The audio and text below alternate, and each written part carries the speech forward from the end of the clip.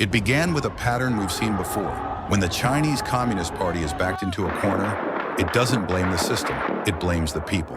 In 1989, it was the students of Tiananmen Square, hopeful, idealistic, demanding democracy. The response? Tanks and silence.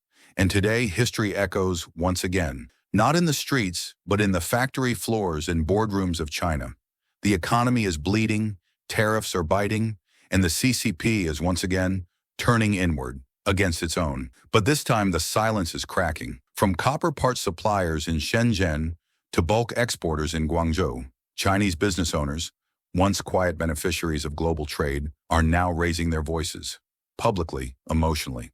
One supplier described how a single order, already halfway through production, was delayed after U.S. tariffs spiked. Tens of thousands of yuan in raw materials, days of labor, all locked up in uncertainty. Another, a TikTok influencer in the B2B supply trade, said his company had orders booked through 2026, $50 million worth. But the 34% tariff hike, he said, felt like being knocked to the ground. Their razor-thin margins didn't stand a chance. And it's not just these two. Across China's social media, what little isn't censored, the same story is emerging. Desperation, confusion, a quiet plea for realism over nationalism. And that's exactly why the CCP is terrified. The propaganda machine is in overdrive. Posts about the economic collapse are being deleted. Accounts are shadow banned. Censorship isn't just back. It never left. But censorship is no longer enough. So Beijing is doing what it always does in crisis. Point the finger outward.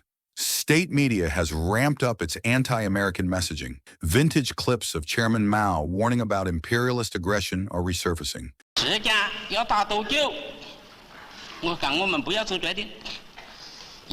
过去是有到了门，以后是有爱是好耶，或者美国的将来的什么政坛，由他们去决定。就是说，他们要打多久就打多久。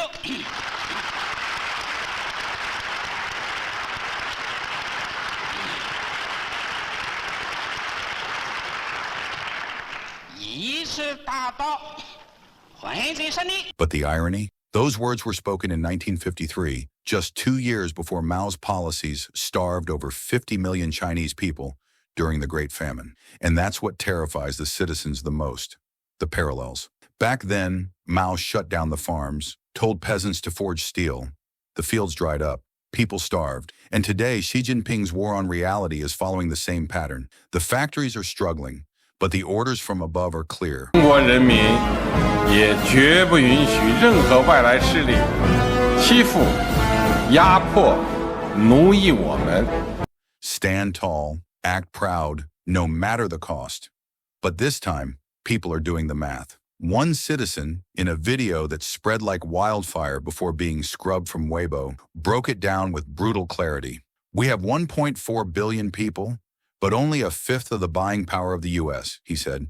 The U.S. makes up 1/3 of the world's consumer market. You think you can just replace that overnight? He continued, no slogans, just hard truth. Try selling to South America. You'll get paid in pesos. To Southeast Asia, rupiah. But sell to the U.S., you get dollars, and dollars rule the trade world. It was a masterclass in grassroots economics. It was also a cry of despair. Because at the end of the day, every worker in China's export economy knows this. Losing access to the U.S. market is not a diplomatic issue. It's an existential one. And yet Beijing keeps doubling down.